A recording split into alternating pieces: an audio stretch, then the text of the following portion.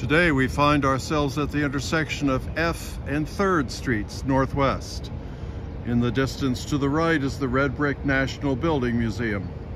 Then, as we move north and east, we sweep past an FBI building, and then on 3rd Street, we see the Church of the Holy Rosary.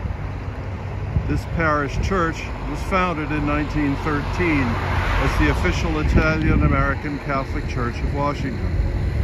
Barely visible along its F Street wall is the pedestal that once held a statue of Christopher Columbus. The statue is gone, and I wonder whether woke culture upended it. This may be a topic for another video. Moving along to the south side of F Street, we come to the site of today's visit, the red brick Adas Israel synagogue that will be the heart of the Capitol Jewish Museum when it opens later this year as part of the additional construction you can see to the east and to the south. The original synagogue was dedicated in 1876 in the presence of President Ulysses S. Grant, and it is now the oldest synagogue in Washington.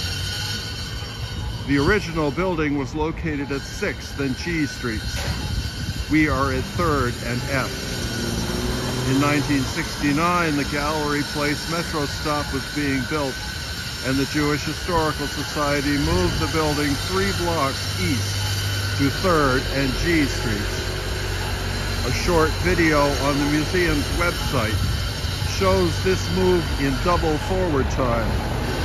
In 2019, the building was moved again to its present location. Our visit today prepares us for today's gospel text.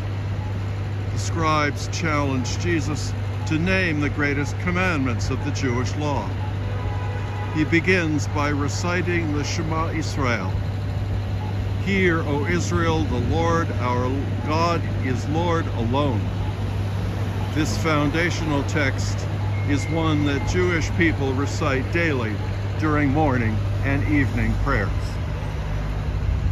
Then Jesus cites what he calls the 2 great commandments.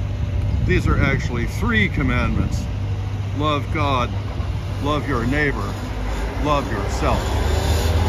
Let's just take a moment and read some of these signs.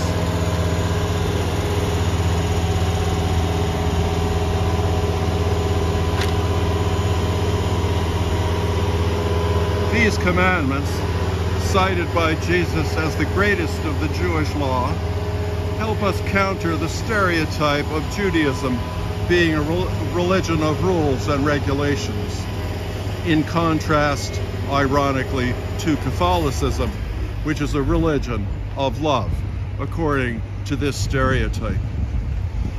Even the slightest knowledge of Catholic practice reminds us that Catholicism can be as rule-bound and unloving as any religion could be. This building once was the first synagogue built in D.C., a bicycle shop, a Greek Orthodox church, a soap store, a barber shop, a barbecue restaurant, and a grocery store, and it's now being returned to its rightful place as a center of Jewish study. Jesus' exchange with the scribes also reminds us that the authors of St. Matthew's Gospel believed that Jesus was the Messiah who fulfilled the law, and so was the fulfillment of Israel. The authors were writing for a Jewish audience, after all, and such a claim was of foundational importance to counter the claim that he was no more than a radical schismatic trying to create a new religion.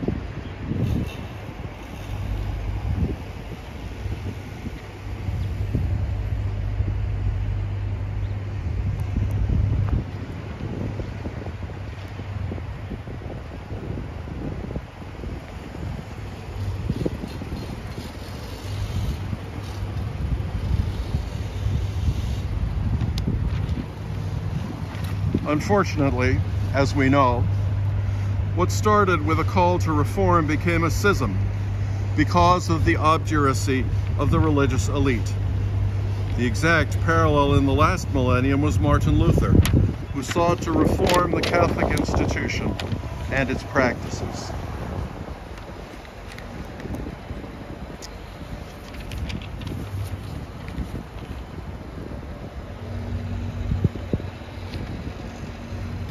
In our own time, we can see the same danger in an older vision of church, resisting the newer Vatican II version.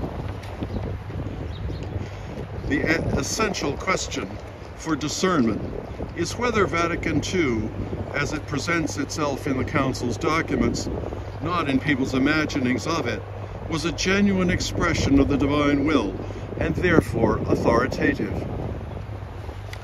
The Council of Bishops, acting in concert with the Pope, which is what Vatican II was, represents the highest level of authority in the Church.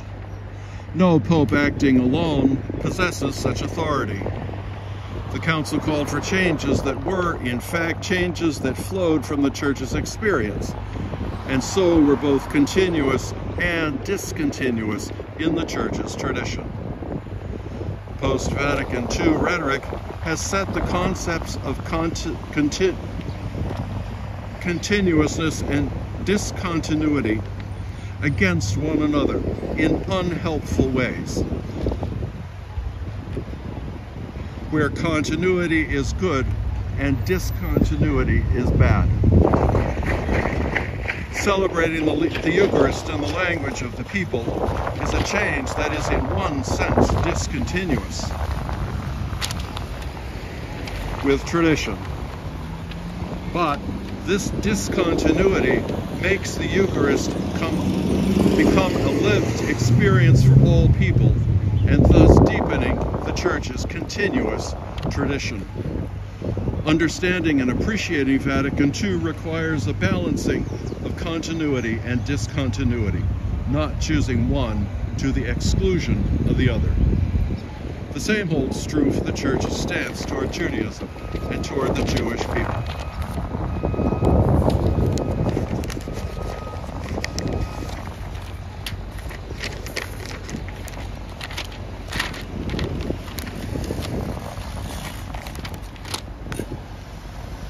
Retaining and honoring our Jewish roots is a matter of continuity in the face of the rupture of discontinuity that occurred a millennium ago, resulting in much violence and bloodshed.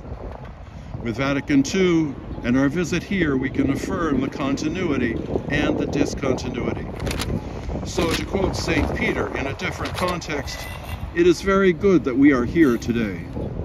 We need not build tents, but we can be agents of Jesus' embracing love, to be a people who are both and, not either or, and so working for the union of hearts and minds among those who follow the one God of the Abrahamic religions.